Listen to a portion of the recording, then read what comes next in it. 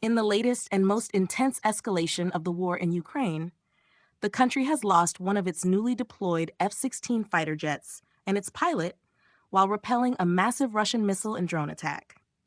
Lieutenant Colonel Maksym Ustimenko, a first-class pilot born in 1993, was tragically killed when his aircraft, after successfully intercepting 7 incoming air threats, lost altitude and crashed. According to a statement released by Ukraine's Air Force, the pilot was engaged in defending Ukrainian skies during a particularly brutal overnight assault. The aircraft was reportedly damaged during the mission, but continued its operation until it could no longer maintain flight. This devastating loss highlights not only the cost of the war in human terms, but also the immense challenge Ukraine faces in defending its airspace despite international support and advanced weaponry. The Ukrainian military reported that Russia launched a staggering 537 projectiles during the overnight attack. These included Shahed drones, as well as both cruise and ballistic missiles. In a notable defensive effort, Ukraine claimed to have intercepted 475 of them. However, despite those interceptions, the scale of the assault left its mark. Multiple regions across Ukraine, including Mykolaiv in the south, Zaporizhia in the southeast, Lviv in the west, and Cherkasy in central Ukraine, reported explosions, damage to infrastructure, and civilian casualties. In Cherkasy alone, 6 people were reportedly injured, and significant damage was inflicted on 3 multi-story buildings and a college.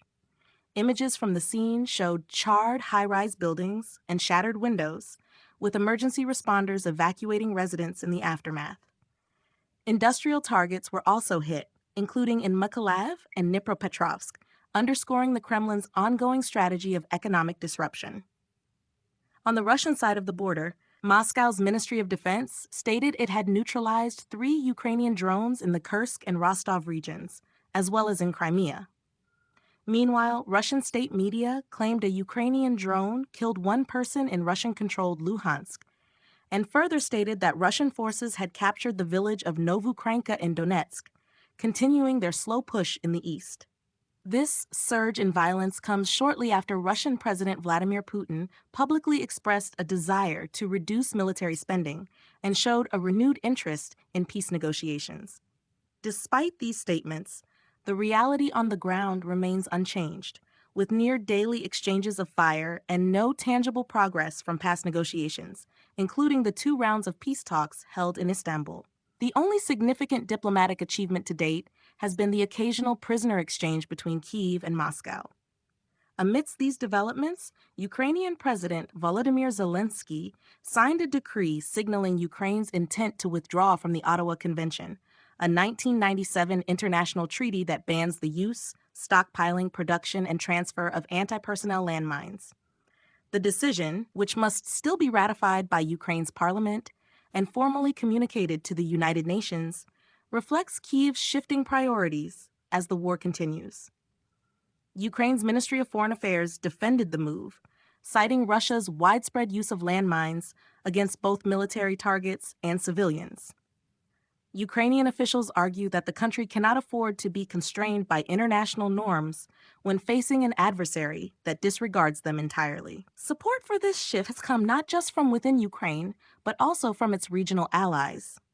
Nations like Poland, Finland, Lithuania, Latvia, and Estonia, each of whom shares a border or deep historical tensions with Russia, have already moved in a similar direction, withdrawing or suspending elements of their participation in the treaty. Ukrainian lawmaker Roman Kostenko emphasized the urgency of the decision, declaring that when the enemy uses such weapons without restraint, Ukraine must act to protect its people by any means necessary. Meanwhile, former U.S. President Donald Trump weighed in on the ongoing crisis, reiterating his long-held stance that Europe and NATO need to take far more responsibility for security on the continent.